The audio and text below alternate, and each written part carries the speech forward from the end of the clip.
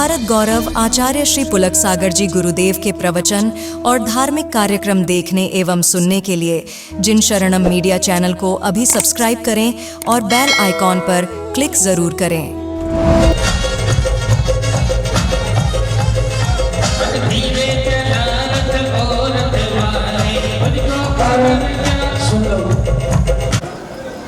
लीजिए राजा, लो बजा बाजा, बस शाम को थोड़ा जल्दी आ जाना है।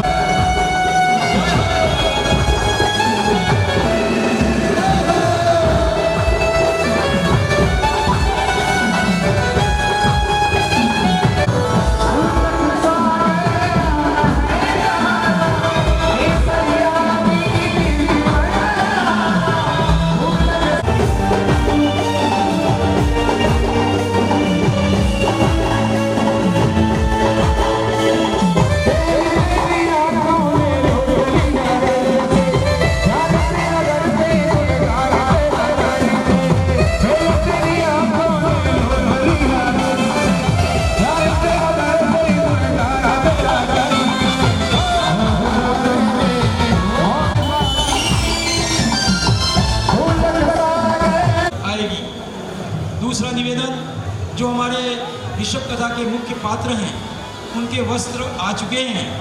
मेरा निवेदन है कि कमरा नंबर 14 में पधार कर वे अपने वस्त्र में जाते हैं, किसी की बारात में जाते हैं। कल की बारात अपने आप में ऐतिहासिक बारात होगी, वह बारात में आप सबको चलना है। यह सूचना के साथ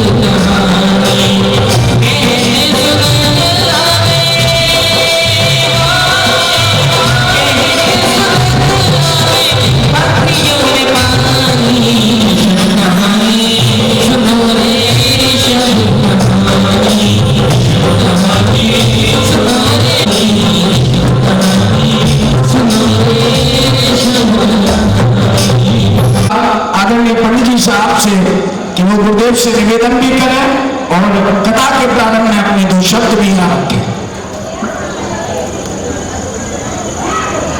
बोलिए देवादिदेव आदि ब्रह्मा ऋषभदेव भगवान की।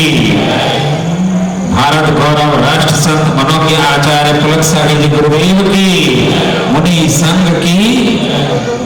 आज तो इस ऋषभदेव नगर को गुरुदेव ने अपने मुखारविंद से केसरिया रंग में ऐसा रंग दिया कि अंतर आत्मा कहने लगी कि यहाँ का जन जन अपने जीवन में प्रतिदिन इतनी बार जय नहीं बोला होगा जितनी आज गुरुदेव के सानिध्य में बोला है, और वो भी बड़े भक्ति के साथ। यह केसरिया आनंद का सूचक है। यद्यपि नाम भारत प्रसिद्ध ऋषभदेव है, लेकिन उपनाम अपर नाम केसरिया है। और हमारा जो ध्वज है जिन शासन पताका, वह भी केसरिया है। पूज्य गुरुदेव उनके मुखारविंद से महाबल से लेकर अच्युत स्वर में अच्युतेंद्र और सर्वार्थ सिद्धि विमान में अहिमेंद्र तक पूर्व की 10 भवों का वर्णन, उसका सजीव चित्रण किया गया।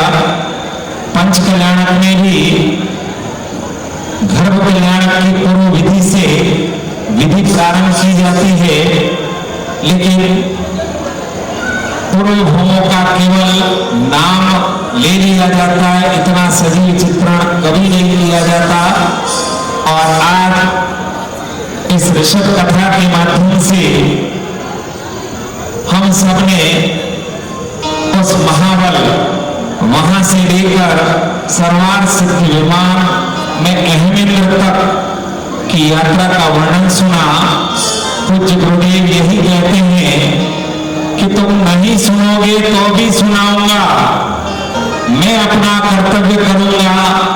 आदि ब्रह्मा ऋषभदेव जिनके पूर्व 10 भूमों की विशेषता है कि कभी भी अधो की ओर गमन नहीं हुआ।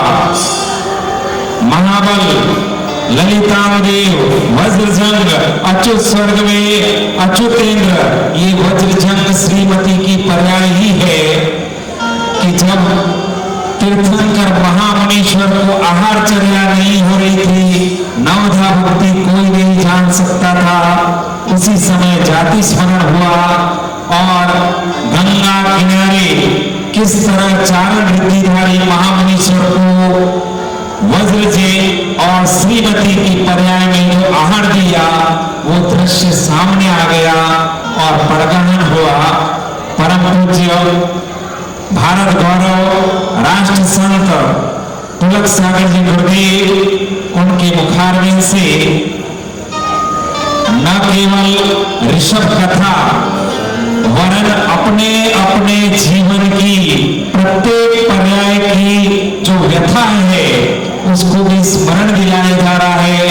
ये जीव कहाँ नहीं गया, वहां जाकर भी उसे सुख नहीं मिला, और एकमात्र मनुष्य भव है जहां से वो सुख को प्राप्त कर सकता है। ऐसे परम तपोधन आचार्य पुष्पदंत सागर जी गुरुदेव के योग्यतम शिष्य भारत गौरव राष्ट्र संत मनोज्ञ आचार्य पुलक सागर जी गुरुदेव, उनके श्री चरणों में हम सभी त्रिकाल नमोस्तु करते हुए निवेदन करते हैं। हे गुरुदेव, आपके मुखारविंद से ज्ञान की गंगा प्रवाहित हो और अनेक अनेक कोटि भव्य जीवों का कल्याण हो। नमोस्तु गुरुदेव, नमोस्तु भगवान। बच्चे जो शोर मचाते हैं उनको संभालो, ऐसे नहीं बैठो, कितना शोर आ रहा है। माताएं भी ऐसे मत बैठोगे जैसे तुम अपने घर में हो। धर्म सभा है, अपने बच्चों को संभाल कर, कितना शोर मचाते हैं। इससे पता चलता है कि तुमने अपनी औलाद को कैसे संस्कार दिए हैं। अपने घर का परिचय भरी सभा में नहीं देना चाहिए। संस्कार तो सारी दुनिया को मालूम तुमने कैसे दिए, तो उनको संभालो या फिर घर में किसी के हवाले करके आया करो। सब यही तो बंद करके आओ कमरे में। औलाद हो तो पुष्पदंत के बच्चे जैसी हो कि शोर में भी आंसू नहीं बहाना, वो संस्कार है। तुम्हारे तो कितना शोर मचा है। चलिए, महिलाएं भी मुख बंद कर ले तो बहुत अच्छा है। हमारा मुंह तो भगवान भी बंद नहीं कर सकता है, फिर भी मैं प्रयास करता हूँ कुछ देर तो बंद रहे। पुरुष वर्ग कम इसलिए आते हैं कि थोड़ा सुकून तो है, ये लोग यहाँ बैठे हैं, खुश होते हैं कि महाराज सारा टेंशन आपने ले रखा है, उतने दिन तो शांति मिलेगी। चलिए हाथ जोड़िए, कथा की वाचन शुरू करेंगे। ओम नमः शिवेभ्यः।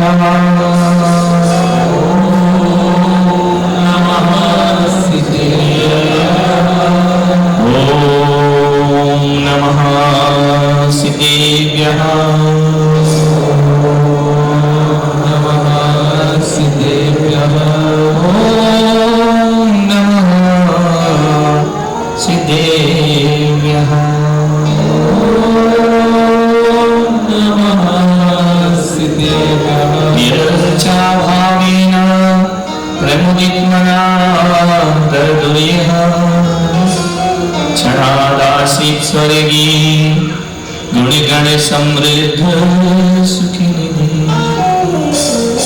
लभन्ते सद्भक्ता शिव सुखि समागम किमुतगा। महावीर स्वामी नयन पथगामी भवतु मे। महावीर स्वामी नयन पथगामी भवतु मे। महावीर स्वामी नयन पथगामी भवतु मे। आदितीर्थं करुण प्रभु आदिनाथ मुनिनाथ। आदि सब मम हरो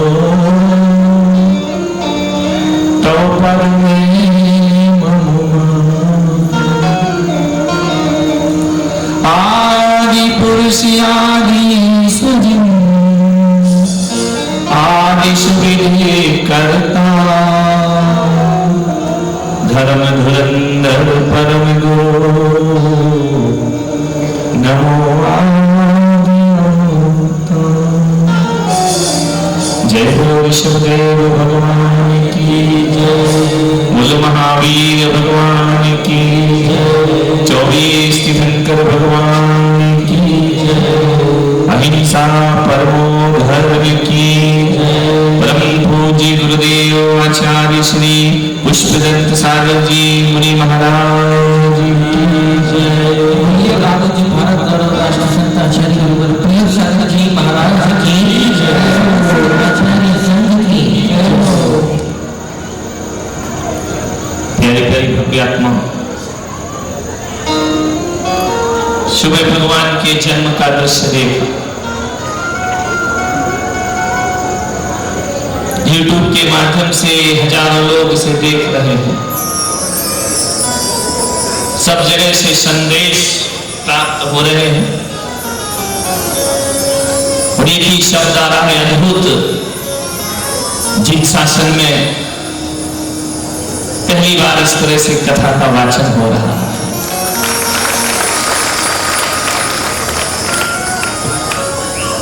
और मैं भी अपने को सौभाग्यशाली समझ रहा हूं कि ऋषभदेव भगवान का यह पावन पवित्र पुराण जिसे काव्य शैली में पढ़ने में का सौभाग्य मुझे केसरियानाथ के दरबार से प्राप्त हुआ कि उनका ही आदेश है, उनका ही आशीर्वाद है सोचकर ही आया था कि एक नई विधा, एक नई परंपरा हमारे समाज में भी प्रारंभ होना चाहिए और उसका सूत्रधार कोई तीर्थ बनेगा तो ऋषभदेव केसरिया नाथ बनेगा। लोग स्वाध्याय लोगों ने कहा कि आप कथा क्यों कर रहे हैं? हमने कहा क्योंकि लोग स्वाध्याय नहीं कर रहे हैं। लोग ग्रंथों को केवल एक सुंदर से वेस्टर्न में लपेट करके अलमारियों की शोभा बढ़ाते हैं, बरसों उसके पन्ने नहीं पलटा करते हैं, शास्त्र मंदिर बनाते हैं लेकिन शास्त्र पढ़ता कोई नहीं। एक बच्चा बोला कि महाराज यदि कोई चीज मुझे किसी को नहीं देना है, किसी को नहीं बताना है तो कहां छिपा कर रखूं? मैंने कहा जिनवाणी में छिपा कर रखते हैं। बोले क्यों? मैंने कहा एक वो चीज ऐसी है जिसे कोई नहीं छूता है। घर में तो हर कोई पकड़ लेंगे तेरी चोरी, इसमें रख दे, कोई नहीं छुएगा उसको। पृष्ठों के पन्ने नहीं पलटे जाते हैं। स्वाध्याय हमारी समाज से समाप्त हो चुका है। पहले के लोग जब टीवी नहीं था, मोबाइल नहीं था, तो शाम को भोजन करके मंदिर में स्वाध्याय होता था। स्वाध्याय सभा लगा करती थी, शास्त्र सभा होती थी, बंद हो चुकी है। तो मैंने विचार किया कि नहीं, इस स्वाध्याय को थोड़ा सरस बनाना पड़ेगा, नीरस नहीं। और सरस बनेगा तो कथा के माध्यम से स्वाध्याय सरस बन जाया करता। हम यहां बैठकर कोई फिल्मी तराने नहीं सुना रहे हैं, हम यहां बैठकर कोई घर परिवार की बातें नहीं कर रहे हैं, हम यहां बैठकर के व्यासपीठ पर बैठकर, गणधर पीठ पर बैठकर व्यर्थ की बातें नहीं, धर्म ध्यान की बातें कर रहे हैं। ये स्वाध्याय है हमारा। युग के अनुसार धर्म को अपना स्वरूप बदलना पड़ता है। जो धर्म युग के अनुसार नहीं चलेंगे उनका अस्तित्व खत्म हो जाएगा। इसलिए 1500 साधुओं में मैंने सोचा कि कुछ जैन संत भी राम कथा करते हैं, कृष्ण कथा करते हैं। राम जी की कथा करने वाले तो सैकड़ों कथावाचक दुनिया में हैं। मेरे ऋषभदेव की कथा कौन करेगा? मेरे ऋषभदेव को जनमानस में कौन लाएगा? मेरे महावीर को लोगों के सामने कौन प्रस्तुत करेगा? मेरे पारसनाथ को जगत के सामने कौन लाएगा? यदि हम भी ऋषभदेव की कथा नहीं पढ़ेंगे तो कौन है जो तीर्थंकरों को प्रकाश में लेकर के? मेरे इतने चातुर्मास हुए, 30 चातुर्मास हुए। मैं इस कथा को पढ़ने के बाद मुझे लगता है कि सबसे सार्थक चतुर्मास मेरा यही वाला ऋषभदेव का चतुर्मास। हमें भगवान की कथा कहने का अवसर मिला। बहुत दिन से सोचा था, दीदी बैठी है, उनसे कहा था कि तुम भी सीखना, कथाएं करना। हिंदुस्तान को मैं संभालूंगा, विदेशों को तुम संभालना जाकर। वहां भी तो कथा सुनाने वाले चाहिए ना। सीख रहे हैं, डूब कर बोलना पड़ता है, निमग्न होना पड़ता है। और एक बात याद रखो, हर व्यक्ति डूब नहीं सकता। जब अपने आराध्य के प्रति प्रगाढ़ अनुराग होता है, जब अपने तीर्थंकरों के प्रति श्रद्धा गहरी होती है, तो डूबना नहीं पड़ता, मन अपने आप डूब जाएगा। तीर्थंकर के प्रति श्रद्धा ना जगी तो हमारा ये जीवन तो व्यर्थ ही चला जाएगा। तीर्थंकर के प्रति विशेष अनुराग, उनके प्रति अगाध श्रद्धा, उनके प्रति अपनापन, परिवार में बहुत प्यार किया, परिवार में बहुत प्रेम किया। किसी लड़के को किसी लड़की से प्यार हो जाएगा तो वही बड़ी दिखती है हर जगह। जैसे ऋषभदेव वालों, जहां जाऊं जहां बैठूं मुझे मेरे तीर्थंकर दिखते हैं और कोई दिखाई नहीं देता। उनकी ही सुध, उनका ही प्राण, उनमें ही प्राण बस जाना।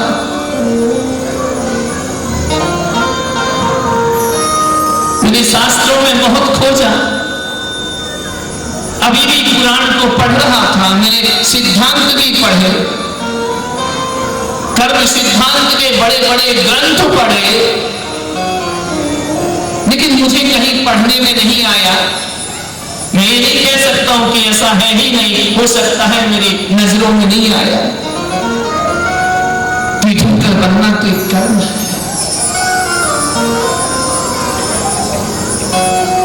एक कर्म प्रकृति है तीर्थंकर। तीर्थंकर नाम कर्म प्रकृति है, लेकिन मुझे आज तक ये समझ नहीं आया कि तीर्थंकर की मां बनना कौन सी कर्म प्रकृति है, तीर्थंकर के पिता बनना एक कौन सी कर्म प्रकृति है, वह कौन सा पुण्य है जिससे वह जगत जननी बन जाया करती है।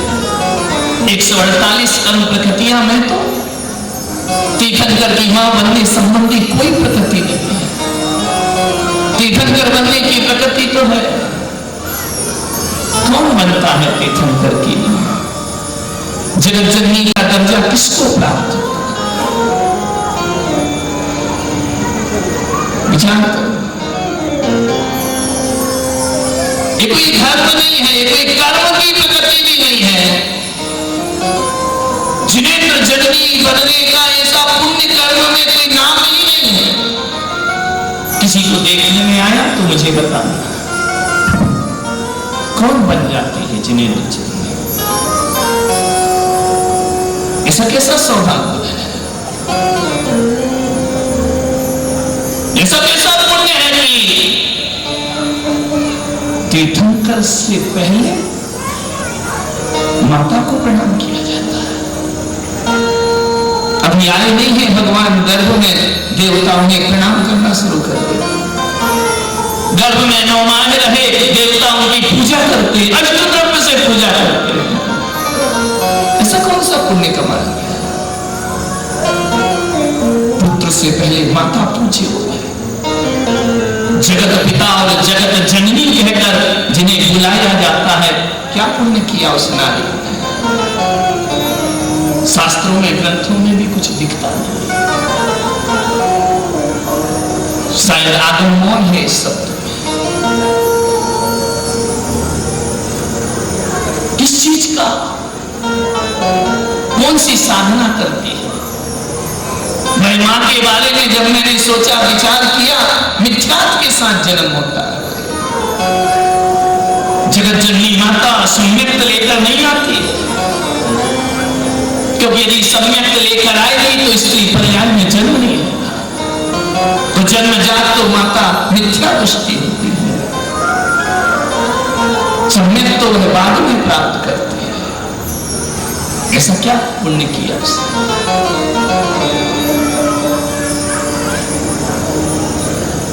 जिसके कल्याण मनाने के लिए, जिसकी सेवा में देवताओं ने दिक्कुमारियों को भेज दिया, अष्टकुमारिकाओं को भेज दिया।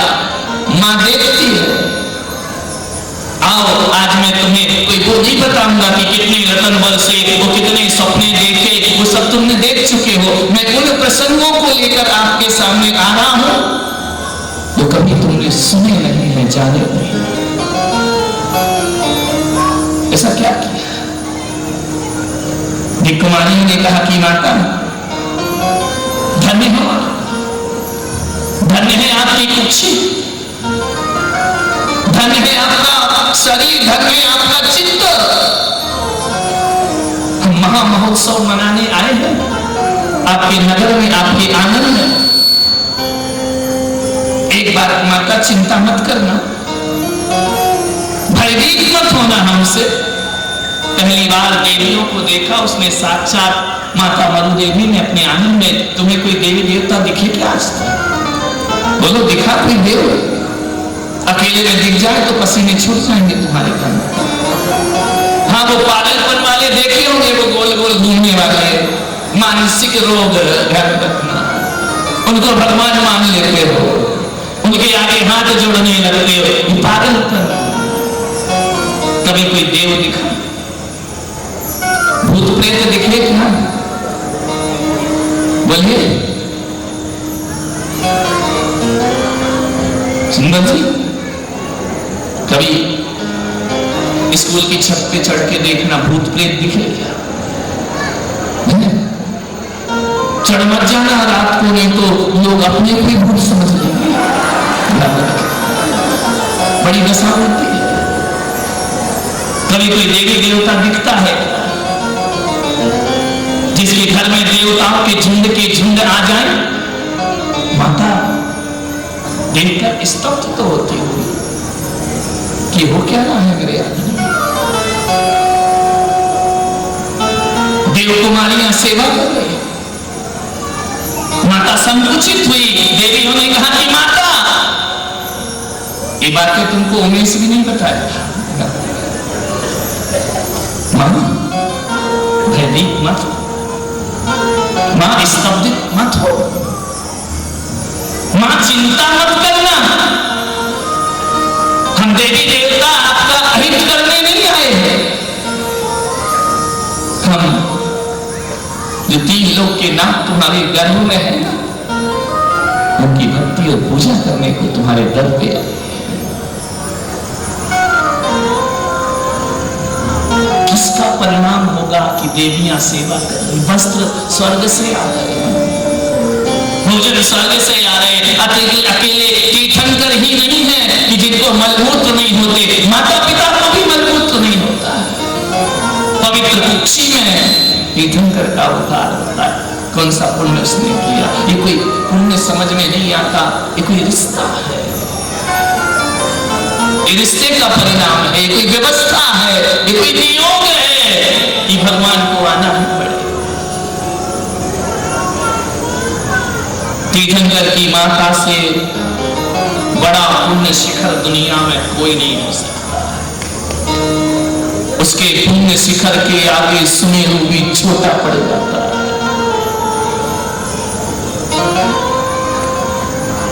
कैसा उसने जीवन जिया। लोग मंदिर बनाते हैं ईंट पत्थरों के, माता ने अपनी काया को जिनालय बना दिया और उस काया के जिनालय में साथ जिनेंद्र को स्थापित कर दिया। बोलो ऋषभदेव भगवान, शरीर ही जिनालय बन गया, देह ही देवालय बन गई। लोग वेदियों पर मूर्ति रखते हैं, माता मरु देवी ने अपने हृदय पर भगवान को विराजित कर दिया। कैसा पुण्य से।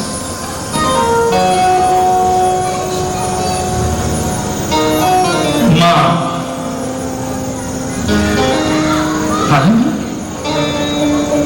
जब 9 माह भगवान गर्भ में रहते हैं ना, तो भगवान गर्भ में अपनी आंखों से नहीं, मां की आंखों से दुनिया को देखते, अपने कानों से नहीं सुनते, मां के कानों से भगवान गर्भ में जगत के शब्द का श्रवण किया करते। गर्भ में भगवान नहीं बोलते हैं, मां की जुबान से भगवान बोला करते हैं।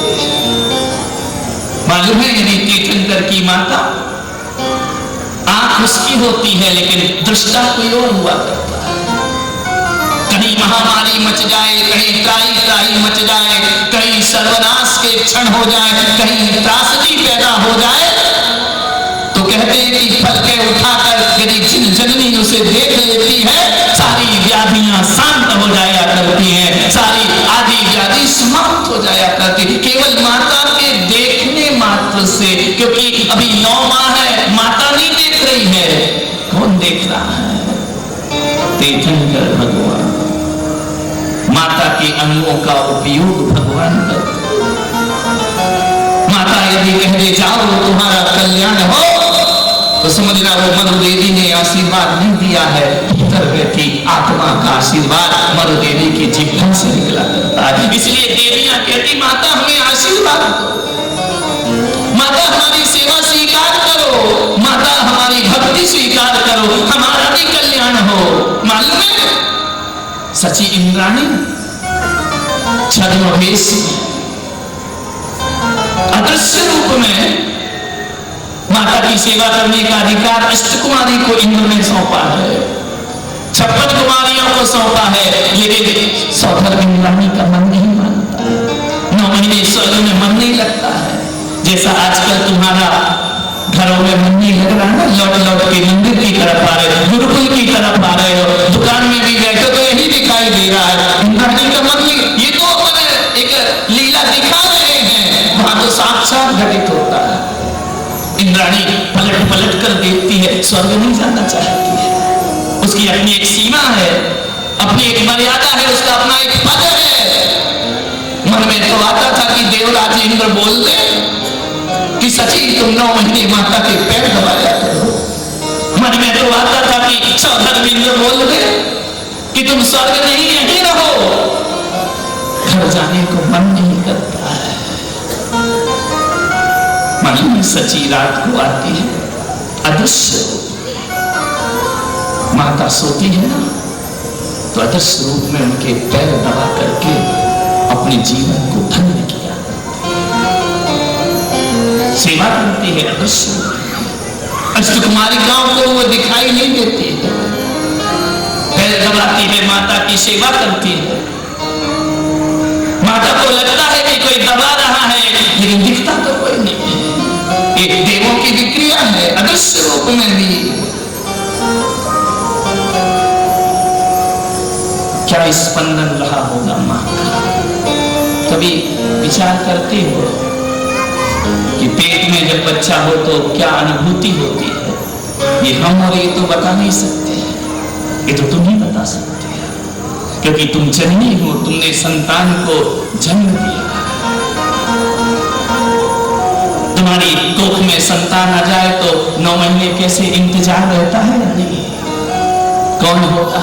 लड़का होगा या लड़की होगी? लड़का होगा तो ऐसे वस्त्र लाएंगे, लड़की होगी तो ऐसे वस्त्र लाएंगे। लड़का होगा तो ये नाम रखूंगी, लड़की होगी तो ये नाम रखूंगी, मैं उसे पढ़ा लिखा कर ये बनाऊंगी। अभी जन्म नहीं हुआ है, लेकिन स्वप्न देखना शुरू हो जाता है या नहीं? सेवाएं शुरू हो जाती हैं, विशेष प्रकार की सुविधाएं। डॉक्टर बोलता है बेड रेस्ट, बोलता है या नहीं बोलता है? माता को भी बेड रेस्ट, माता तो थकती नहीं है, रेस्ट क्या करेगी? घोषित हो चुका, तुम्हारी तो संतान घोषित नहीं होती ना कि क्या होगा, लेकिन वहां तो 6 महीने पहले घोषित हो जाता है कि ये नारी साधारण नारी नहीं, ये 3 लोग की माता बनने का सौभाग्य लेकर के यहां उपस्थित हुई। 3 लोग की क्या स्पंदन रहा होगा? मरुदेवी रोज रात को विश्राम गृह में विश्राम करती है, प्रभु से बात करती है, नए नए संबोधन देती है। हे पुत्र, तुम मेरे गर्भ में, ये भी मालूम है ना कि पुत्र होगा, ये भी डाउट नहीं है कि लड़का होगा या लड़की, पुत्र ही होगा। और ये भी मालूम है उस माता को कि किस तारीख को एक एक पल कैसे बीतता होगा। न शरीर में थकान, दिनों दिन तेज बढ़ रहा है, दिनों दिन कांति बढ़ रही है, दिनों दिन शक्तियां बढ़ रही हैं। तुम्हारी तो शक्तियां क्षीण होती हैं, माता की शक्तियां और अदम्य शक्ति की धारी हो जाती है। 3 लोग के नाथ माता के गर्भ में। मालूम है जब 8 माह पूर्ण हो जाते हैं क्या हालत होगी माता की कि अब बस आने वाले क्या उस क्षण की उनकी अनुभूति होगी, क्या उनके स्पंदन होंगे, क्या उनकी भावनाएं होंगी। बस कुछ दिन और को देखो, जिन जननी बनने का सौभाग्य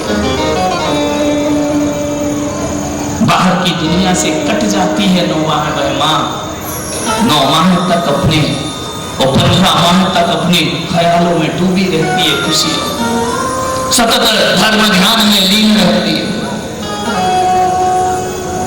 8 माह पूर्ण हुए,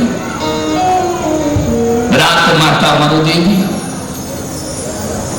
देख रही है, नींद नहीं है, आंख उत्साह से भरी है, आनंद से भरी है, स्वागत को आतुर है।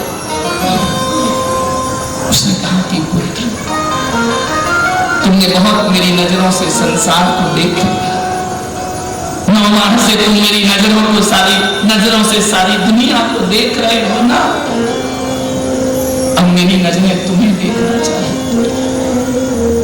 तुमने बहुत मेरे कानों से दुनिया को सुन लिया, अब मेरे कान तुम्हें सुनना चाहते। समय हो गया पुत्र, इतना लंबा समय कैसे मेरा इंतजार में बीता है। पुत्र अभी तक तुम मेरी जुबान से बोल रहे थे, अब मैं तुम्हारी जुबान से मां शब्द सुनना चाहती हूँ। क्या स्वप्न एक नारी का सबसे बड़ा जीवन का स्वप्न होता है? माता। इससे बड़ा स्वप्न कोई नहीं होता है। एक साधारण स्त्री भी अपने जीवन में मां बनने का स्वप्न देखा करती है। ऐसा सुख है उस मां शब्द में। संवाद कर रही है, आश्चर्य लग रहा है उसे। अभी तक तुम्हें मैंने 16 सपनों में देखा है, अब मैं तुम्हें हकीकत में देखना चाहती हूं। आओ पुत्र, पधारो। मेरा मन मंदिर जैसा सुगंधित है। जो सुगंध मंदिर में होती है वह मां के शरीर में हुआ करती है, क्योंकि अत्यंत सुगंधित शरीर वाला जीव मां के गर्भ में पड़ा है। 3 ज्ञान लेकर बैठा हुआ जीव मां की गर्भ में है। भीतर से अनुभूति आती कि मां तू बिलख मत। अवधि ज्ञानी भगवान चढ़ चढ़ के विचारों को पढ़ रहे हैं गर्भ में बैठे हुए। ये जगत की व्यवस्था है, तीर्थंकर हो या सामान्य जीव हो, 9 माह गर्भ में तो रहना ही पड़ता। इस नियम को, प्रकृति के इस नियम को कोई तोड़ नहीं सकता। मां रो मत, मैं वादा करता हूं तेरी नजरों से दूर कभी नहीं जाऊं, सदा तेरी नजरों में रहूंगा। मां, मैं तुझे कभी कोई कष्ट नहीं, मैं तुझे किसी प्रकार का दर्द वेदना का अनुभव नहीं होने दूंगा। मां, मैं तुझे 3 लोक का सम्मान प्रदान कराऊंगा। बोलो ऋषभदेव भगवान की। 3 लोक का सम्मान। हम अपने माँ बाप को क्या सम्मान दे पाए? विचार करिए, कथा सुन रहे हैं, तुम ऐसे काम करते हो कि माँ बाप का सिर झुक जाता है, माँ बाप शर्मिंदा हो जाते हैं। कुछ ऐसे काम करेंगे कि सारी दुनिया तुम्हारे माँ बाप को धन्य धन्य कह करके। एक बच्चे का कर्तव्य है कि अपने माँ बाप को अपने जीवन में ऐसे काम करे, ऐसे काम करे, ऐसे काम करे कि तुम्हारे माँ बाप को देख कर लोग उसके पुण्य से ईर्ष्या करने लगते। मां, तुझे मैं कभी रुलाऊंगा नहीं। मां ने क्या किया मालूम? मां ने कहा कि पुत्र, हे विराट अनंत शक्ति के धारी, जानती थी मां कि कोई साधारण पुत्र मेरी कोख में नहीं है। हे विराट रूपधारी, तुमने मुझे मां का सम्मान दिलाने के लिए उस विराट शरीर को अणु बना मेरे गर्भ में आकर बैठा। हे समुद्र के समान विशाल व्यक्तित्व के धनी, तुम सिमट करके, एक समुद्र सिमट करके कोख में जाकर बैठे। अब सिमटना बंद करो पुत्र, मेरे लिए बहुत सिमट चुके। अब धरती पर आओ और अपना विराट रूप सारे जगत को दिखाओ, सारी दुनिया को विराट दर्शन कराओ। तुमने दिखाया था ना कि मुझे ऐरावत नाथी, वैसे ही स्वाभिमानी होकर चलना होता। एक मां अपने बच्चे से ही उम्मीद रखती, सपना देखती है कि पुत्र जब तू आए तो सिंह के समान बड़ा धनी बन करके आना, जो सपनों में देखा था। हे मेरे पुत्र, तुमने मुझे एक वृषभ दिखाया, ऐसे वृषभ बनना कि जितना सुख, जितनी शांति मुझे तुम गर्भ में बैठकर अपनी माता को दे रहे हो, ऐसे संवाद चल रहा है माँ का गर्भ में अपने पुत्र से कि जितना सुख शांति तुमने मुझे दिया है, सारे जगत को भी शांति का अनुभव कराना।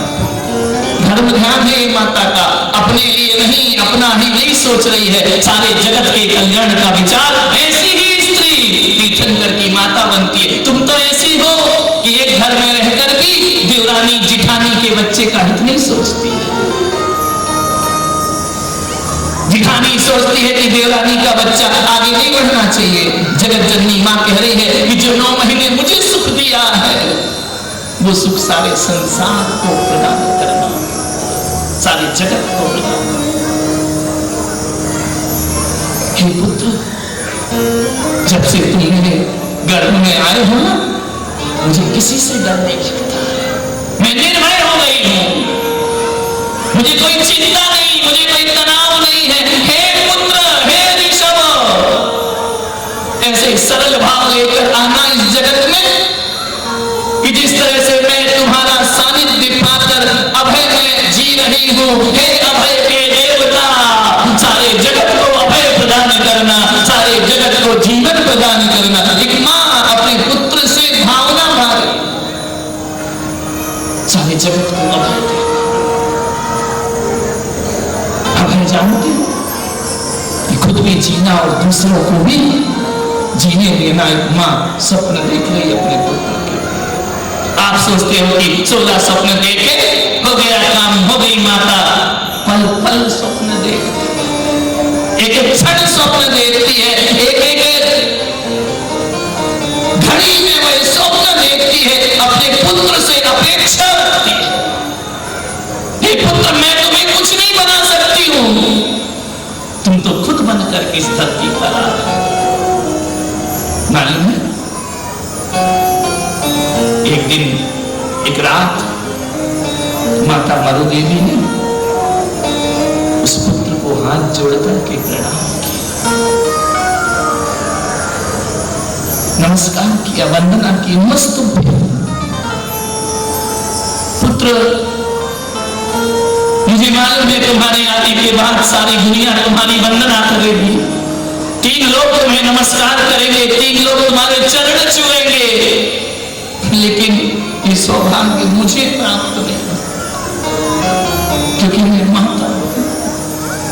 सारा जगत तुम्हारे चरण की वंदना करेगा, मैं वंदना कैसे करूंगी? इसलिए हे पुत्र, इस महल में मैं हूं और तुम हो, इनाम मात्र की तुम्हारी माता तुम्हारे चरणों की वंदना नमस्कार करती है। धन्य हो भगवान, तुमने मुझे इतना बड़ा सौभाग्य प्रदान किया। क्योंकि मैं जीवन भर जब तक तुम्हारी दीक्षा ना होगी, मैं तुम्हें नमस्कार नहीं करता, तुम्हें प्रणाम करती हूं अकेले। लोक व्यवहार क्या कहेगा, जगत क्या कहेगा? 9 महीने तक माता कोख में अपने पुत्र की वंदना, हाथ जोड़ नमस्कार। ऐसी आत्माएं आई तुम्हारे घर में कि तुम उन्हें प्रणाम करो। मालूम ना, जिसके पुत्र संत बन जाते हैं ना, साधु बन जाते हैं, उनके माता पिता उस साधु को प्रणाम करते हैं, पुत्र को नमस्कार किया। उनका परिवार, वहां ये नहीं देखा जाता कि कौन बुजुर्ग है, कौन बड़ा है, कौन छोटा है। मेरे कमरे में आते हैं ना 80-80, 90-90 साल के बुजुर्ग, चरण छूने दो महाराज, चरणों की रज लगाने दो। मुझे लगता है मेरे पिता तुल्य तुम्हारी उम्र, चरण छूने दो, छूने दो महाराज, चरणों की रज करने दो। हम कहते दूर रहो, दुखी हो जाता है मन, एक बार चरण छूने का अवसर प्रदान करो महाराज। मैंने कहा ऐसा कैसे चरण छुलाऊं इन बुजुर्गों से, इन वयोवृद्ध लोगों से? तो कहा गया, जैनागम कहता है कि तुम्हारा जो भेष है, तुम्हारी जो मुद्रा है ना, वो पुलक सागर तुम्हारी नहीं, ये मेरे ऋषभ देव भगवान की मुद्रा। और हकीकत बताऊं ऋषभ देव वालों, जब तुम मुझे प्रणाम करते हो, नमस्कार करते हो ना, तो मैंने अपने अंतस में ये नहीं सोचता हूं कि मैं महाराज बन गया तो मेरा प्रणाम वंदना हो रही है। मैं ये सोचता हूं कि मैंने अपने भगवान का रूप धारण किया है। ये नमस्कार मुझे नहीं, तीन लोग के नाथ को नमस्कार हो रहा। मुझे कौन नमस्कार करेगा? आज ये रूप छोड़ दूं तो नमस्तु बोलोगे क्या? यहाँ बिठाओगे क्या?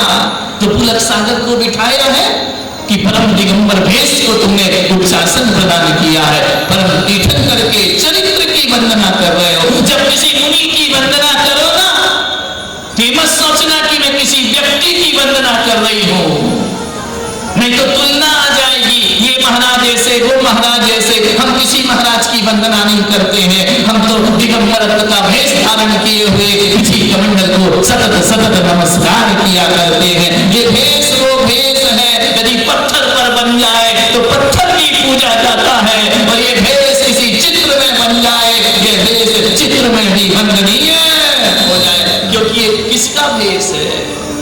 इसलिए यहाँ माता पिता उम्र में छोटे बड़े इनका कोई भेद नहीं, क्योंकि रूप हमारा नहीं, हमारे तीर्थंकर का रूप। तुम्हारे सिर पर हाथ रखो तो हम ये नहीं सोचते कि हम हाथ रख रहे हैं, भगवान हाथ रख रहे हैं, हमारे हाथों का वो उपयोग कर रहे हैं। आशीर्वाद तो वो देते हैं। जैसे माता के गर्भ में भगवान ने माता की आंखों का, माता के नयन का, माता के कानों का उपयोग किया, वैसे ही जितने भी दिगंबर संत हैं सबके शरीर का उपयोग ऊपर बैठे तीन लोग के नाथ किया करते हैं कि जाओ जगत का कल्याण करो, संसार का उद्धार करो। माता ने अपनी कुक्षी में बैठे भगवान की वंदना की। ऐसा उधर नहीं था कि बढ़ता हो माता को, त्रिवेली भी भंग नहीं होती है। समझ ही नहीं पाते लोग कि मां गर्भवती है। माता को ही नहीं लगता, बस उसे तो एक 24 घंटे प्रति क्षण सुख की अनुभूति।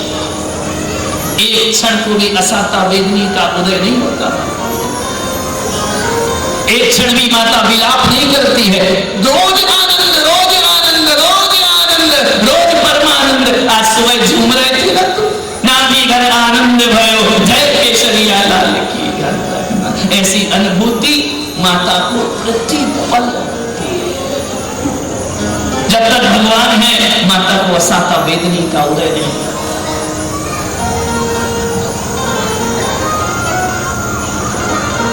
आज की रात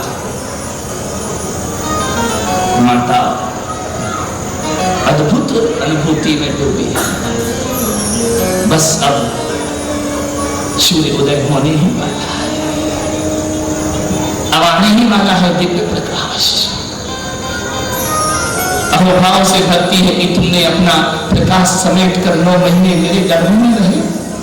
आओ जिन सूर्य अपना प्रकाश जगत को फैला। दिशाएं शांत,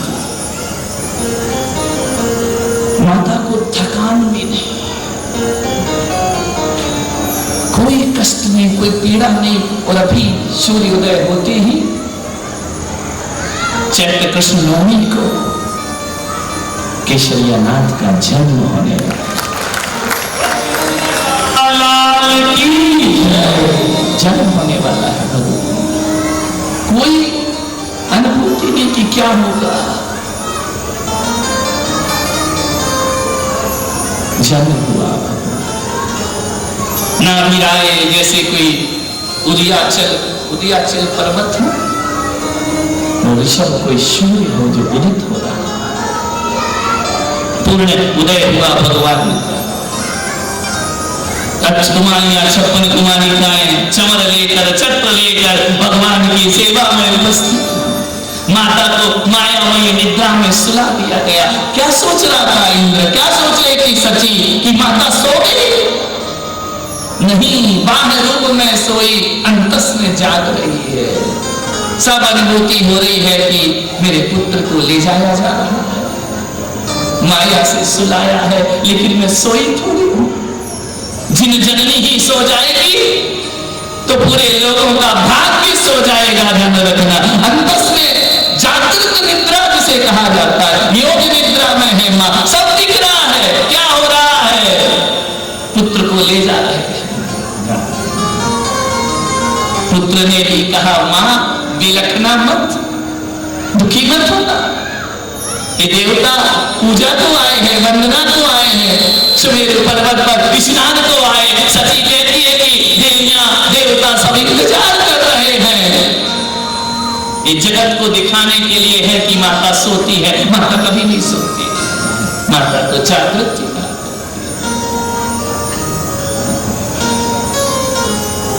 सागर हिलोरे ले रहा है आनंद का, यह नियोग है लेकर के जाना, वियोग नहीं है, इसे नियोग कहा जाता है। पुत्र का वियोग थोड़ी है, सब अनुभव होता है माता को। अर्ध नीलित नेत्र है, तुम्हारी तरह खर्राटे मार के नहीं सो रही, कैसे सो गए, चोर भी चोरी करके ले गया, तुम्हें पता ही नहीं है, घर लुट गया पता ही नहीं है, नहीं सब पता है उस माता को, जिन जननी सब कुछ पता। ले गए, इंद्र ले गया, फिर आगे की कथा आप सबको मालूम। सुमेरु पर नवजात शिशु जिसका अभी अभी जन्म हुआ है, तुम कितने साल में बैठना सीखे हो, बोलो कितने साल में बैठना सीखे, बोलो सीखे हो या नहीं, कितने साल में, 1.5 साल में, बहुत लेट सीखे। ऐसा कौन सा कुंभकर्ण का जीव आया था 1.5 साल में बैठना सीखा, 1 महीने में सीखे, इतनी फास्ट, 11 महीने में, 7 महीने में, नहीं मुझे इसका एक्सपीरियंस नहीं, तुमको ज्यादा मालूम है ना। 7 महीने में बैठना सीखते हो, लुढ़क लुढ़क जाते हो। चलना कितने दिन में सीखते हो, 1 साल में चलना सीखे, लेकिन तुम्हें देखकर मुझे ऐसा लगता है कि पूरी जिंदगी हो गई चल रहे हो, लेकिन चलना अभी भी नहीं सीखे। आपको देखकर ऐसा लगता है कि बैठे तो हो, लेकिन बैठना नहीं सीखा है। आपको देखकर लगता है खाते तो हो, लेकिन खाना नहीं सीखा है। मालूम चलना क्या होता है, जैसे तुम चलते हो ना, वो चलना नहीं होता है, जैसे ये चलकर 4 हाथ भूमि देखते हैं, वो चलना होता है। उसे कहते हैं कि अब चलना सीख। खाना क्या, जैसा तुम खा रहे हो उसे खाना नहीं कहा जाता है, क्या खाना और क्या नहीं खाना, और कैसे दोष रहित भोजन करना, इसको खाना कहते हैं। ध्यान रखना, इसे कहा जाता है तुम खाना सीख गए हो। नीचे बैठो तो बिच्छी लगा कर बैठना, अब तुम बैठना सीखे हो। तुम क्या लगा के बैठते हो, तकिया लगा के, गद्दा लगा के बिछाना करके बैठना सीख गए क्या। देखो नहीं सभा में कोई आड़ा बैठा, कोई टेढ़ा बैठा, कोई ऐसा, अभी तक बैठना नहीं सीखे। बोल देते हो, बोलना सीख गए क्या तुम, बताइए सीखे हो बोलना। बोलते तो दिन भर हो, ये महिलाएं तो दिन भर चप बोलती रहती, अभी माइक पकड़ा दो, पता चलेगा कि बोलना तो आता है। बोलते हो पर बोलना नहीं सीखे, चलते हो पर चलना नहीं सीखे, देखते हो पर देखना नहीं सीखे, सुनते हो पर सुनना, बुराइयां सुनते हो अपनी बड़ी कान लगाकर, भगवान की वाणी नहीं सुनते।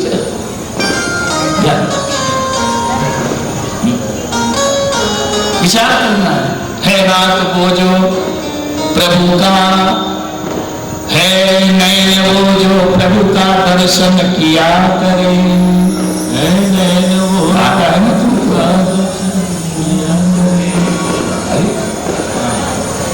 है कान वो जो प्रभु का सुमरन किया श्रवण किया करे, है हाथ वो जो प्रभु का वंदन किया करे, है पैर वो जो प्रभु का दर्शन किया। व्यर्थ है वह आम, व्यर्थ है वह काम जो लगे रहते हैं बेकार की बातों। चल रहे चलना नहीं सीखे। शिशु पैदा हुआ, तीर्थंकर पुत्र पांडव शिला पर पद्मासन बैठ गया। सुबह का मनोहारी दृश्य देखा, बालक को लेकर आए, वह तो केवल गोद में था।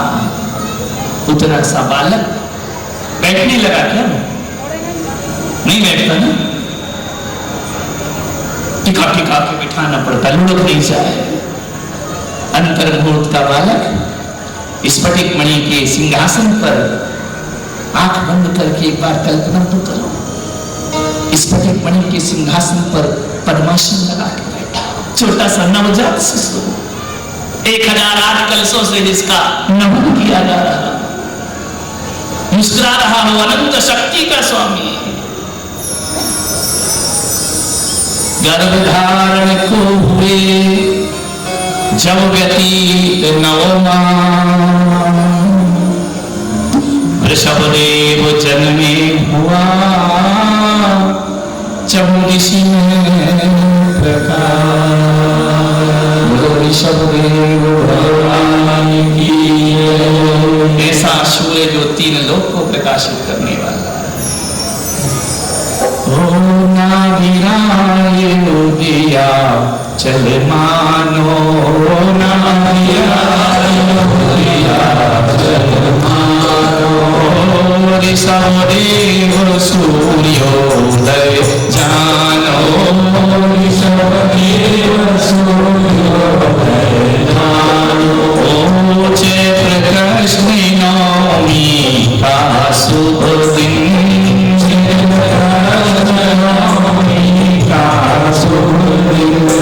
सूर्योदय शुभ समय शुभ लग्न, सूर्योदय शुभ समय शुभ। ब्रह्म योग में भगवान का जन्म होता है, सूर्योदय में भगवान का जन्म होता है। एक सूर्य आकाश में आता है, दूसरा सूर्य नाभिराय के घर में प्रकट होता है। आकाश का सूर्य सुबह आता है, शाम ढलता है, लेकिन 83 लाख पूर्व तक यह ऋषभदेव का सूर्य कभी ढलता नहीं। सूर्य प्रकट हुआ। शुभ नक्षत्र उत्तराषाढ़ा, शुभ नक्षत्र उत्तराषाढ़ा। ओ नहीं उमा कछु पुण्य प्रगाढ़ा, नहीं उमा कछु पुण्य प्रगाढ़ा। ओ कल्प वृक्ष बरसाए सुमना, कल्प वृक्ष बरसाए सुमना।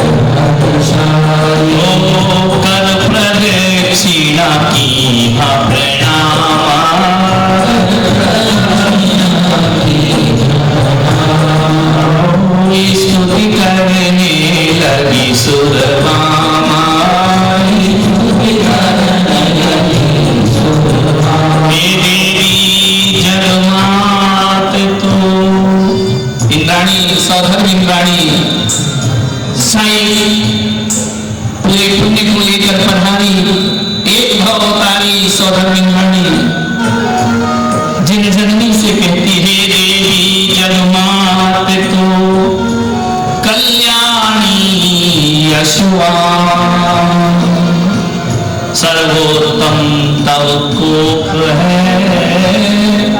जन्मे जहां भगवान। तेरी कोप बड़ी सर्वोत्तम है।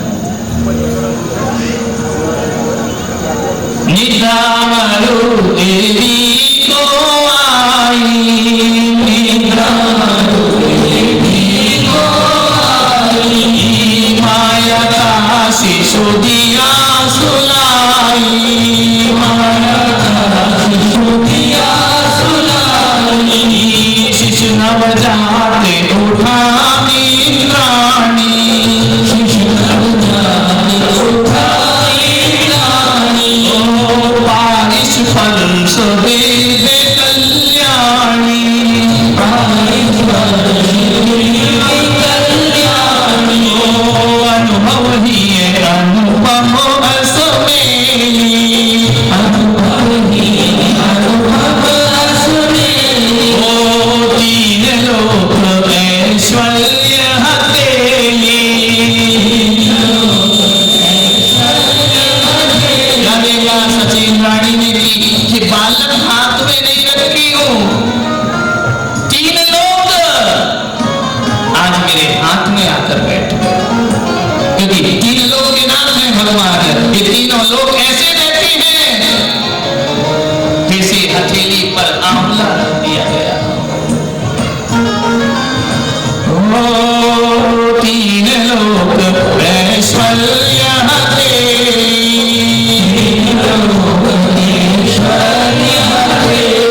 ओ चली संग लेकर जग पालक,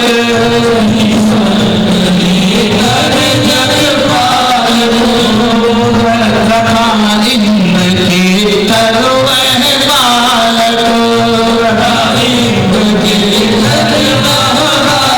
ओ कर इस फल से मगन अति होई,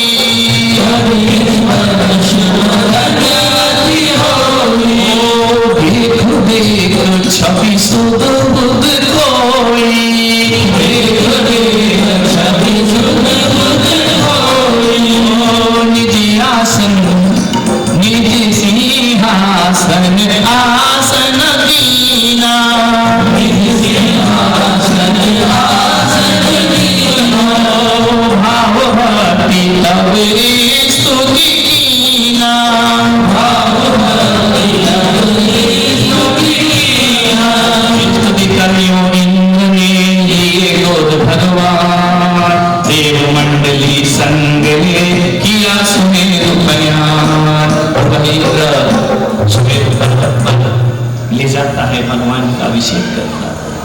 समय आपका हो रहा है और आगे का वृत्तांत कल सुबह की सभा होगी, धर्म सभा।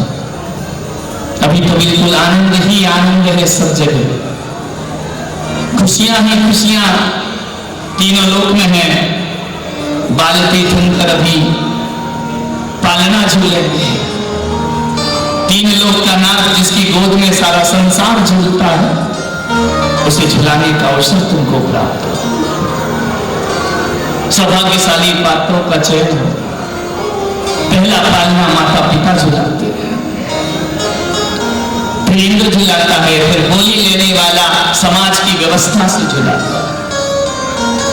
अभी सब क्रियाएं यहाँ पर होंगी, बाल क्रीड़ा होगी भगवान की।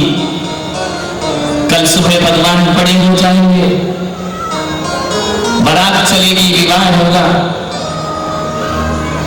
कौन है जो भगवान के माता पिता का पक्ष तो नहीं बन पाया, ससुराल पक्ष कौन बनेगा? जिसके घर जवाई ऋषभदेव भगवान बनेंगे, जिसके दामाद बनेंगे, जिसके घर बारात लेकर भगवान पहुंचेंगे। महिलाओं आनंद मनाओगी या नहीं? कल उत्सव भगवान की शादी है, किसी साधारण व्यक्ति की खूब नाच लिया, आज मेरे यार की शादी है। कल गाना है आज मेरे भगवान की विवाह होगा, बारात जाएंगी। तो सुबह तो बहुत धूप हो जाती है ना, तो बारात कब जाएगी? शांत हो जाएंगे। तैयार हो गए नृत्य गान के साथ। सच्चा ऋषभ भक्त होगा तो शीश पर साफा बांध कर आएगा, बेईमान होगा तो ऐसे ही चला आएगा। सफेद वस्त्र होंगे, रंगीन वस्त्र नहीं पहनेगा, सिर पर साफा होगा। खर्चा करो कंजूसो, भगवान की बारात जा रही है। सज-धज करके आओगे, महिलाएं सज-धज के आओगी या नहीं? बारात में चलोगी या नहीं? ये बारात कोई, ये मत समझना किसी साधारण इंसान की है। ये शिव रमणी से विवाह होने जा रहा, मुक्ति वधु से विवाह होगा भगवान। कल का आनंद होगा। ऋषभ कुमार जो पात्र बने हैं, ऐसे ही बता जाना उठ के रामलीला के पात्र जैसे, ड्रामा नौटंकी के नहीं। कहाँ है दिलीप? तुम्हारा पुत्र है ना, भेज देना सजने के लिए। पूरे अच्छे वस्त्र लगना चाहिए, कोई भगवान की बारात जा रही है, ध्यान रखना। सबसे सुंदर वस्त्र तुम्हारे पुत्र के होना चाहिए। लगेगा 2, 4, 5 लाख और लग जाए, क्या बिगड़ता है? भगवान की शादी, पुराने कपड़े नहीं, जाओ उदयपुर भेज दो उसको, अच्छे से दूल्हा बनकर उदयपुर से आएगा। स्वर्ग का इंद्र उन्हें दूल्हा बनाता है। विवाह तो सौधर्म इंद्र कराएगा। जब विवाह कराएगा तो फिर तुमसे नैन नहीं मांगेगा, खिलाओ ना भी आए, तुम्हारे पुत्र की शादी है। ये मत बोलना कि हमारा बजट पूरा हो गया।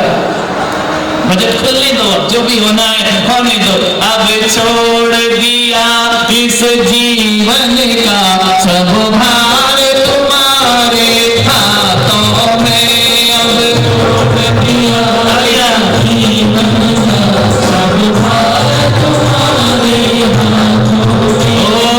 छोड़ दिया जीवन का सब भार तुम्हारे हाथों में।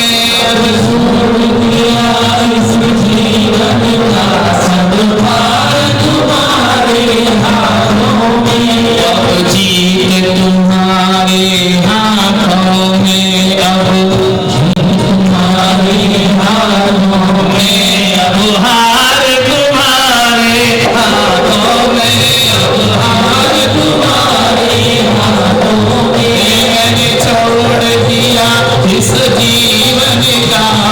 छोड़ दिया इस जीवन का सब भार तुम्हारे हाथों में।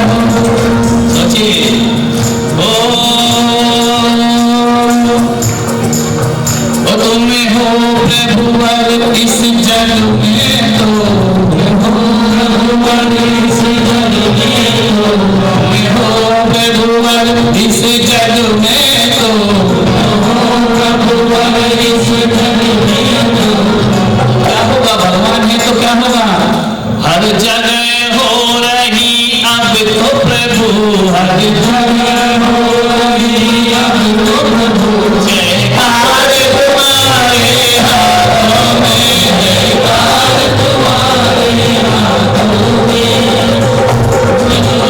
हम हैं संसार के हाथों में हम हैं संसार के हाथों में हम हैं संसार के हाथों में हम हैं संसार के हाथों में संसार तुम्हारे हाथों में संसार तुम्हारे हाथों में हमें छोड़ दिया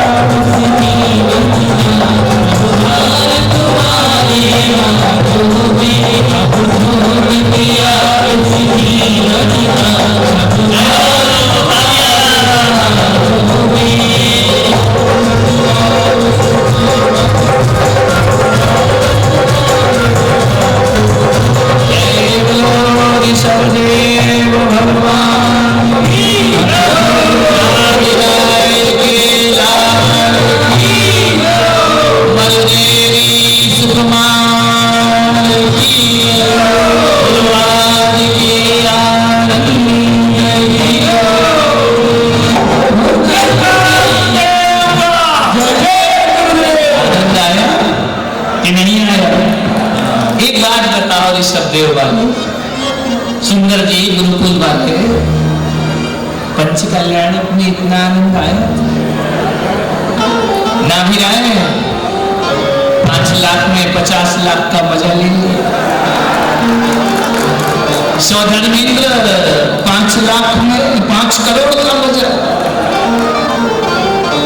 दिलीप भाई 5 लाख में भगवान का पद प्राप्त कर। सुंदर जी आए थे कि हमारे यहाँ पंच कल्याणक में आओ। मैंने कहा कि हमारा हो जाने दो, उसके बाद आएंगे। बोले हम रुक नहीं सकते। अब तुम रुक नहीं सकते तो हम आ नहीं सकते, लेकिन हमने भी सोचा था तुम्हारी वो फिल्म से सुपर हिट नहीं, हमने अपनी ये वाली नहीं कर। हम जो ठान ले वही हो जाता है। तुम हो संसार के हाथ, हम है संसार के हाथों में संसार तुम्हारे। कंजूसी मत करो, लुटाओ कल बारात है, जिसके पास जो घर घर भर भर नोट लुटा दो।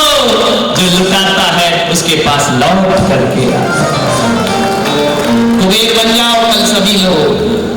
जिस घर से बारात निकले आरती उतारो, भगवान की पुष्प वृष्टि करो। तुम्हारे घर भगवान दुल्हा बनकर पधारे। जो भगवान की बारात का स्वागत करेंगे उनकी पुत्रियों को महान व्यक्तियों से उनका विवाह हुआ। मेरा आशीर्वाद तुम्हें प्राप्त। अच्छी बहू तुम्हारे घर में आएगी। अंगाल कंगाल से चले आओगे, कंजूस से तो आएगी उड़ीसा की बटोर के सब ले जाए। जोड़ जोड़ कर मरोगी तो लड़का तुम्हारा घूमते रहेगा। 35 साल की शादी नहीं हो। भगवान की बारात की अनुमोदना करो, ऐसी अनुमोदना करो कि तुम्हारे घर भी नंदा सुनंदा जैसी बहुएं आना चाहिए। वरना ऐसी आ जाएगी कि नाक में दम कर देगी तुम्हारा घर। अच्छे आनंद से कल भगवान का विवाह करेंगे। हेलो, आइए भाइयों।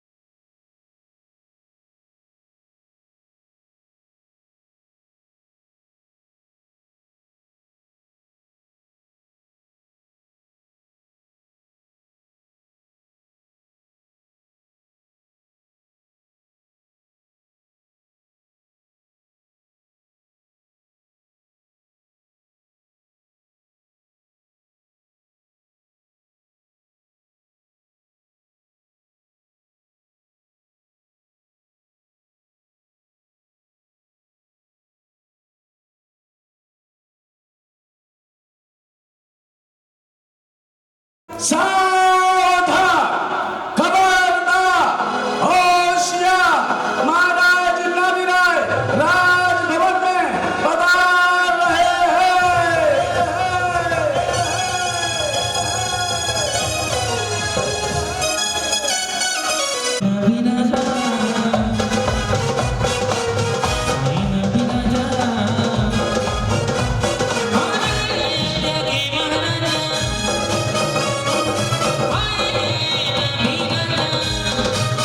एक हाथ ऊपर उठाइए, एक हाथ, जितने बैठे हैं सभी एक हाथ ऊपर उठाइए और महाराजा का अभिवादन स्वीकार कीजिए।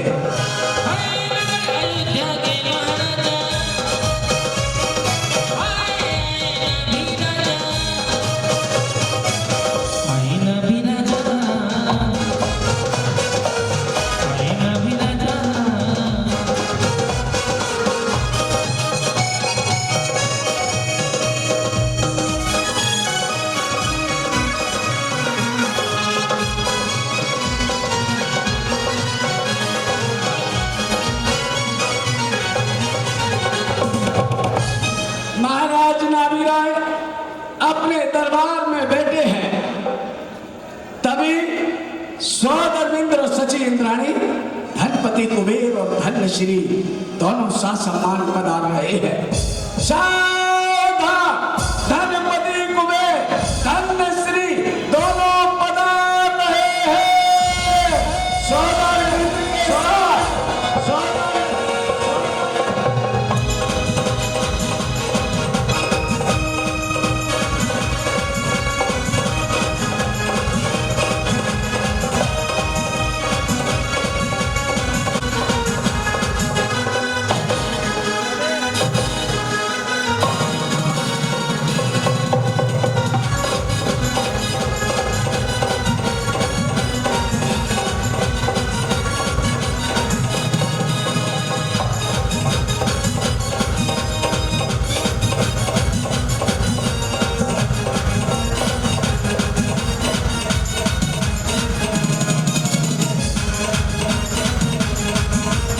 भाइयों, तीतक का प्रभु को सुमेरु पर्वत पर अभिषेक कराने के बाद सौदर्मेंद्र माता पिता के समीप पहुंच रहे हैं। एक बार जरा दोनों हाथ ऊपर उठाइए, उठाइए दोनों हाथ ऊपर, इधर से भी दोनों हाथ ऊपर, और ऐसे हवा में दोनों हाथ लहराएंगे और कहेंगे क्या? खुशियों की बेला आई है, नगरी में बड़ी शहनाई है। खुशियों की बेला आई है, बड़ी बधाई है।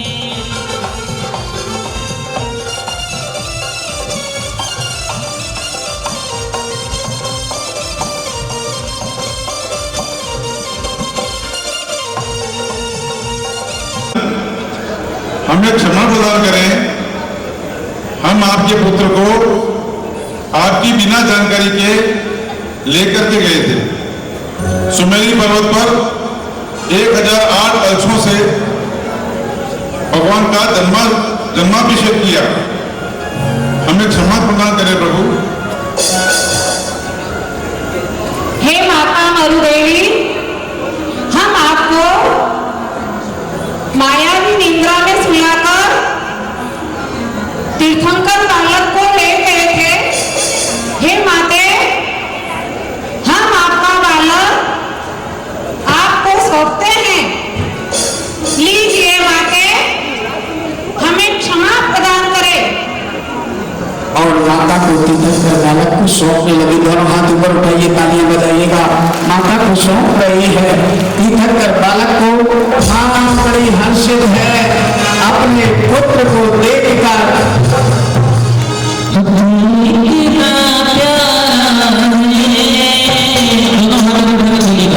और देखिए, ईशान इंद्राणी, सनत कुमार इंद्राणी, महेंद्र इंद्राणी, खाली इंद्राणी का आज काम है, वो ऊपर आ जाए। और इंद्राणी, सनत कुमार, महेंद्र कुमार, महेंद्र, ईशान इंद्र, तीनों इंद्राणियां यहाँ ऊपर आ जाएंगे। तीनों इंद्राणियां यहाँ आगे आ जाएंगे।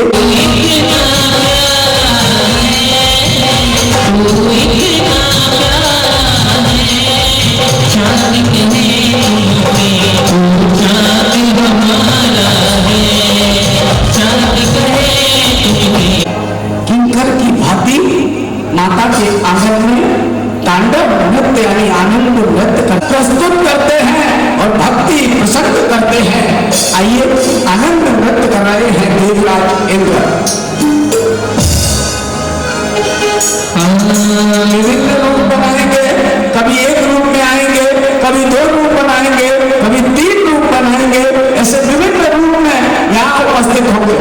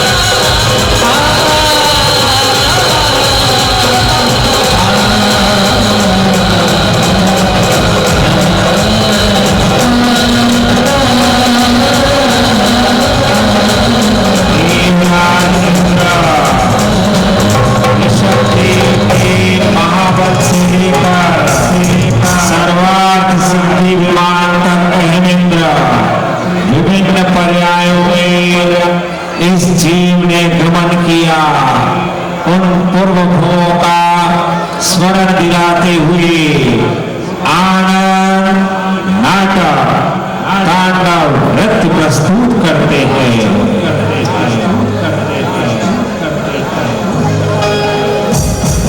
तब माँ अपने बालक को देख रही है, निहार रही है, मनोहार कर रही है और भक्ति भी कर रही है।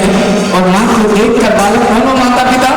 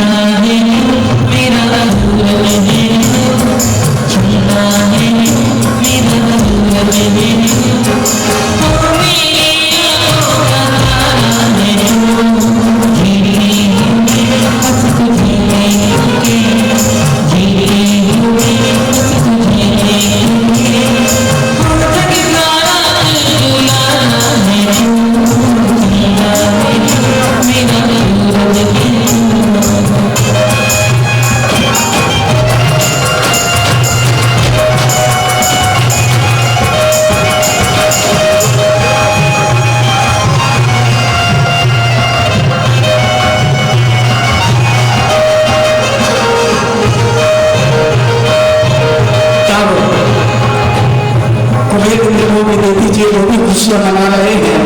बालक को देखकर दोनों खड़े हो जाए और एक अच्छा सा गीत इन दोनों के लिए, क्या देवता जैसे लग रहे हैं। आइए भगवान दे दो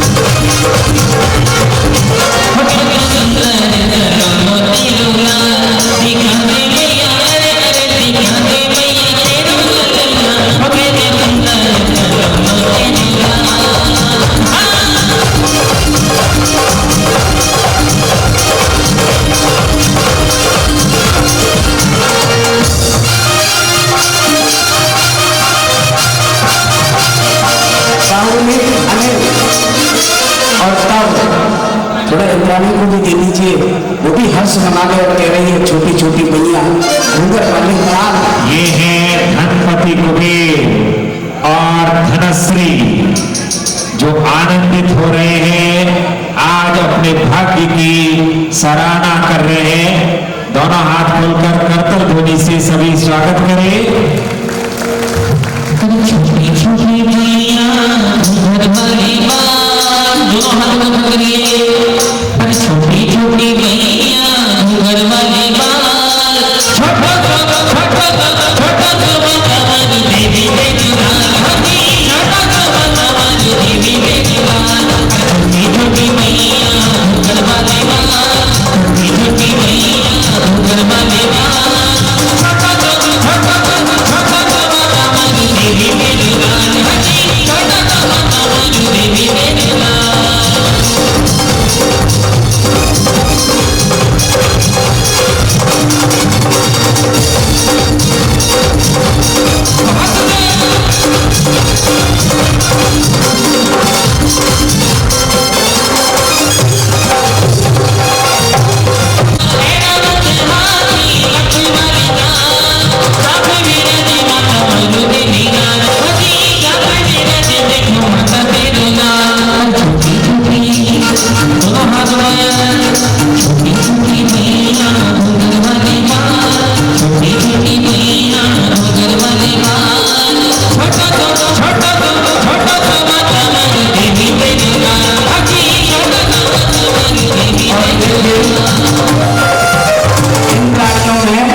जिनकी 9 इंद्र जो थे उनकी इंद्राणियां मंच पर आ गई। 9 इंद्र जो थे आ जाए। आरती शंकर प्रभु बालगांव में झूल रही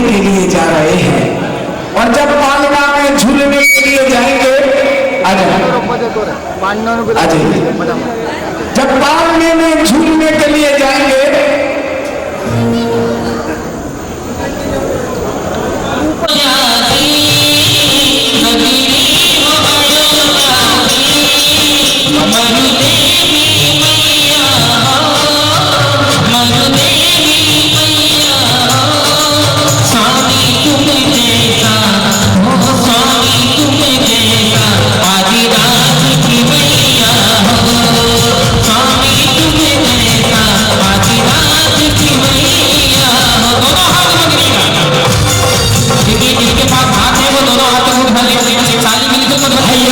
तीर्थंकर प्रभु आ रहे हैं, जरा दोनों हाथ ऊपर उठा लीजिए, भगवान की ओर देखिए और कहेंगे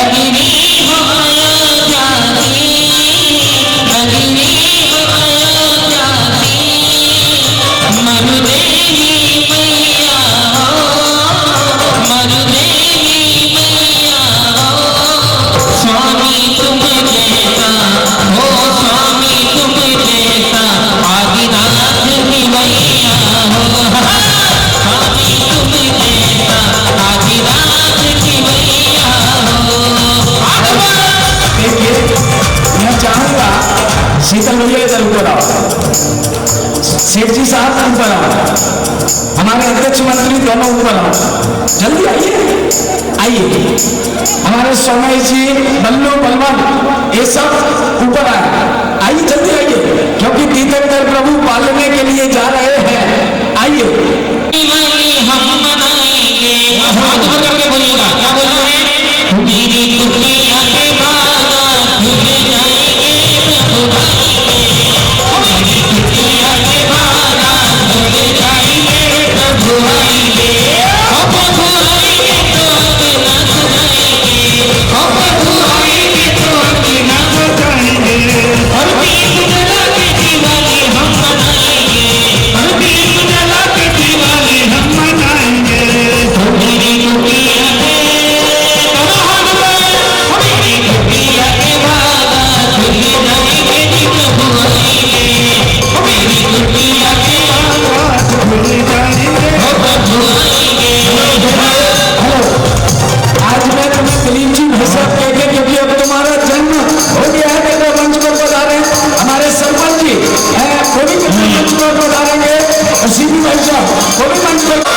और ये सारे कह रहे हैं कि माता के लल्ला हो गया, माता के लल्ला हो गया,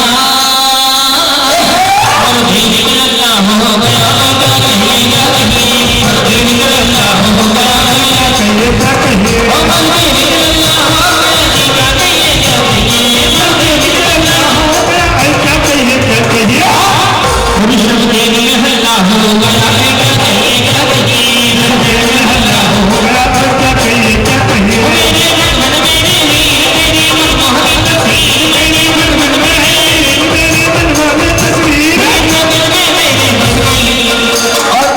हमारे सेठ जी कह रहे महाराज आपको बधाई हो, सभी लोग वाले बधाई हो।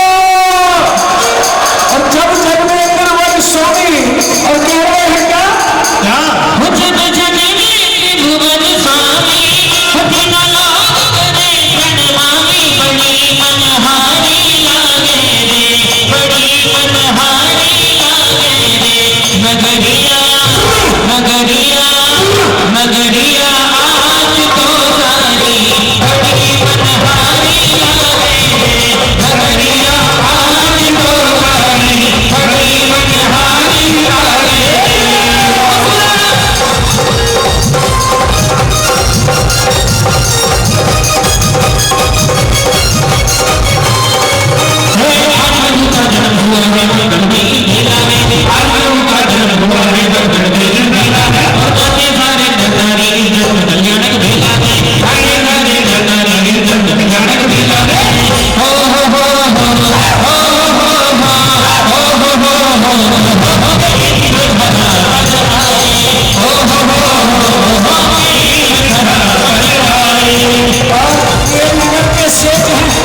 और सेठी नगरी में जन्म हुआ है तो आज तो बधाई लेना बनता है, इसलिए सेठ जी से बधाई तो हम लेके रहेंगे। और कैसे लेंगे?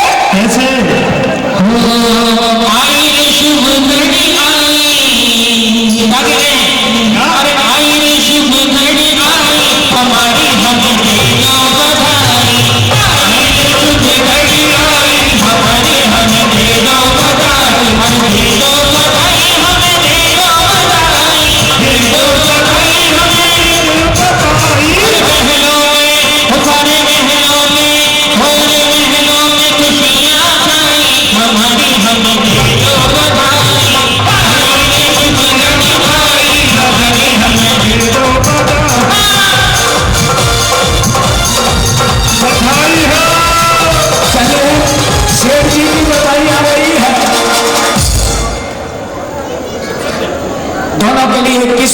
प्रदान किए हैं। हमारे शेख के लिए एक बार जोरदार तालियां।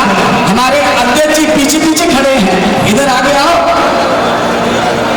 और अध्यक्ष जी क्या कह रहे हैं?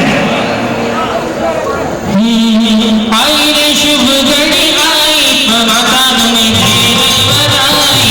आई रे शुभ घड़ी आई, बजरी मैया तुमको बधाई। तुमको बधाई माता, तुमको बधाई। तुमको बधाई माता, तुमको बधाई। हर महलों में खुशियाँ छाई, बजरी मैया तुमको बधाई। महलों में खुशियाँ छाई, बजरी मैया तुमको बधाई। और देखिए 1100 रुपए हमें गुरुकुल के जो ट्रस्टी है ये यूं कहें, हर काम में जो अपने सर आगे रहते हैं, सुंदरलाल जी भाई साहब, एक बार उनके लिए जोरदार तालियां। सरपंच साहब, चलिए अब हम विलंब नहीं करेंगे क्योंकि भगवान को आप पालने में स्थापित करेंगे, उसके बाद पालने का काम प्रारंभ करेंगे। ठीक है,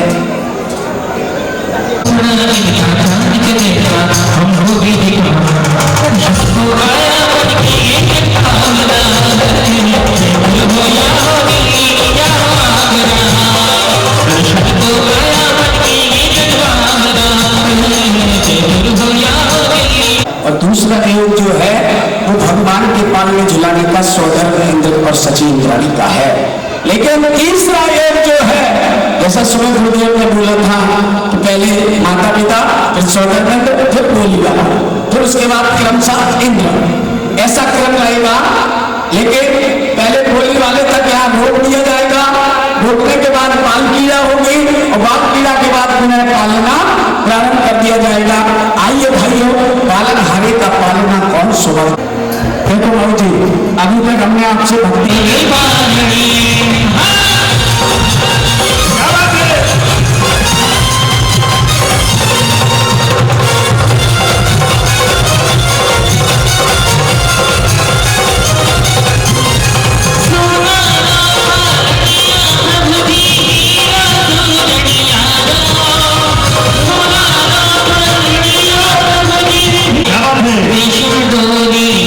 सची इंद्राणी भक्ति करते हुए पालना झुलाने आ गई। कैसे? अरे झूला झूलेला, अरे झूला झूलेला माता नंदन हा। शंकर के पल्ले में, हो शंकर के पल्ले में झूले माता जी का नंदन। झूला झूलेला माता नंदन हा, झूला झूलेला माता नंदन।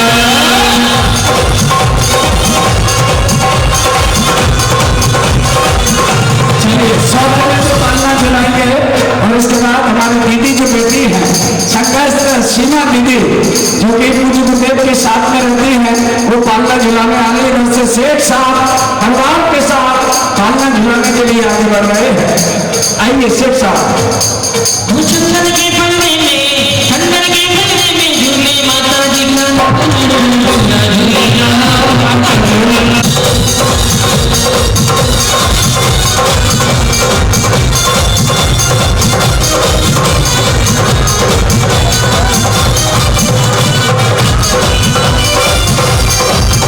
अरे कौन झूले कौन झूलावे। शेख साहब के परिवार से जो लोग हैं वो आगे आएंगे। कोई भी व्यक्ति खाली हाथ पालना नहीं झुलाएगा। एक चीज की और घोषणा कर दो, ये जितना भी पैसा आएगा ये सब चातुर्मास शक्ति का पैसा होगा, न किसी कलाकार का न किसी का। ये पूरा चातुर्मास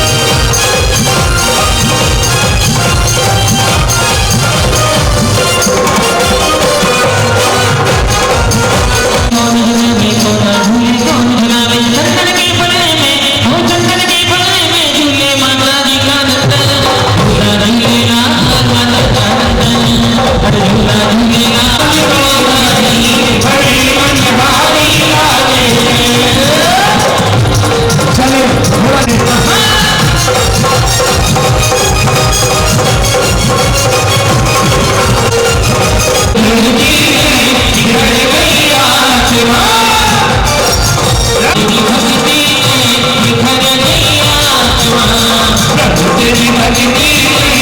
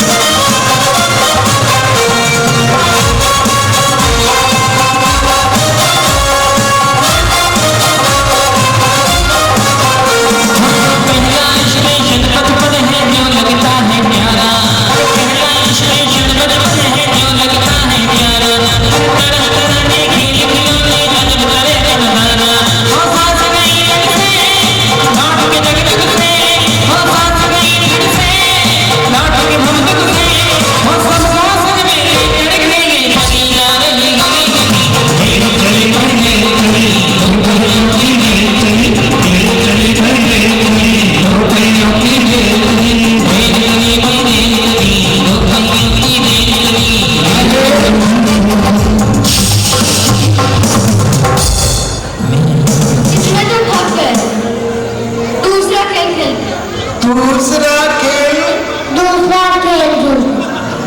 और तब दूसरा खेल कौन सा खेलेंगे? छोटे छोटे सब इधर आ जाए, छोटे छोटे इधर आ जाए, बड़े बड़े उधर पहुंच जाए। ये मित्रता है। ये मेरे हाथ में एक सिक्का है, छोड़ दो। ये क्या है? सिक्का हेड है। क्या है?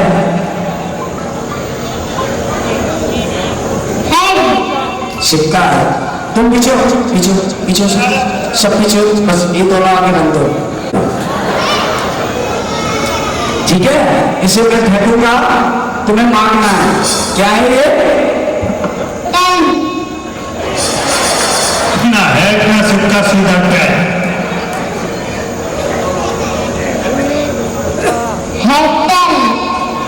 अगर ये कोई जवाब दे सकता है तो वो केसरिया का बच्चा दे सकता है। ये सिक्का भी है, हेड भी है, पैर भी है। एक बार जोरदार तालियां बजाइएगा। इसे मैं फेंक रहा हूँ, जरा बचपन में लौटेंगे। सरपंच साहब, ये बच्चे तो अब कबड्डी बहुत कम खेलते होंगे, लेकिन हमने आपने बहुत कबड्डी खेली है। सोमेश भाई, आपने खेली है? खेली है? उसका आनंद लीजिएगा। मैं बोलूंगा एक, वो आप सब बोलेंगे एक। मैं बोलूंगा दो, आप सब बोलेंगे दो। मैं बोलूंगा तीन, आप सब बोलेंगे तीन। बोलिए एक। अभी मजा नहीं आया जितनी तेज अभी मजा आ रहा था। थोड़ी देर पहले कितना तेज मजा आ रहा था, उसी आवाज में बोलो। बोलो एक। शिव जी, वही आवाज जो थोड़ी देर पहले थी। एक, दो और ये तीन। बोलो। कांग्रेस का जीत गए। कप्तान साहब, चलो पीछे हो जाओ, थोड़े थोड़े पीछे हो। भेजो। किसको भेज रहे हो?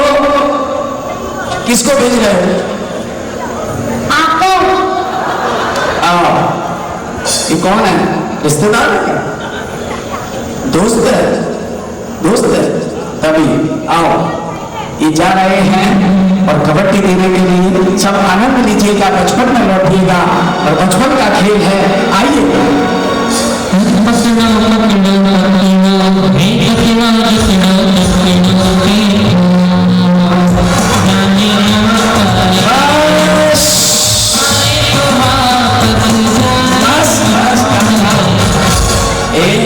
भैया, ड्रेस वाले की ड्रेस फट जाएगी।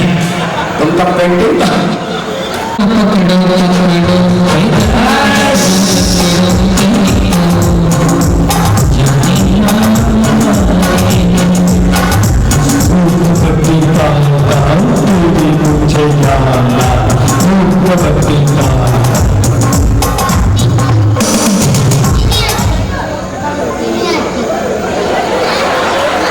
ये बच्चा सही है, ठीक है? तुम सच्चे हो, इंसान हो। आओ, तुम तो महाराज में लगे गए हो। कहाँ के हो? ऋषभ देव। अरे देवता, ये बोलो मैं देवता हूँ। मैं देवता हूँ। कौन सी कक्षा में पढ़ रहे हो? छठी। देवता कौन सी क्लास पढ़ते? जाओ।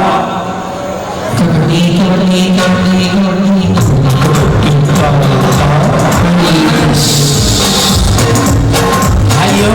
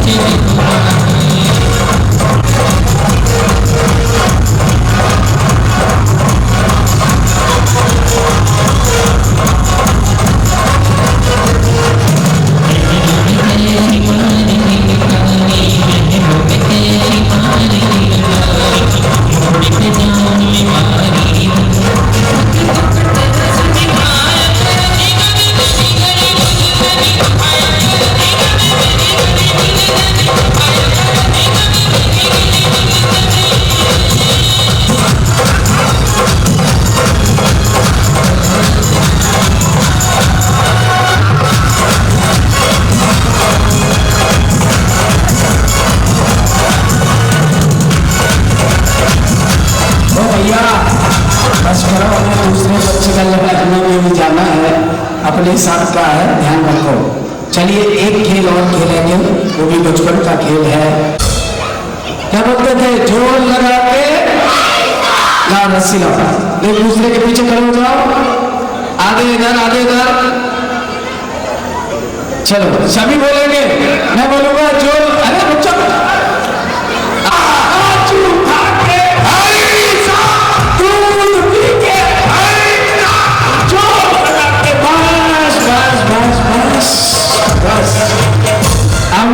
अरे काट खा जा महाराज, हम वैसे ही परेशान हैं, 2 दिन और कट जाना। आओ माता पिता गए क्या? माता पिता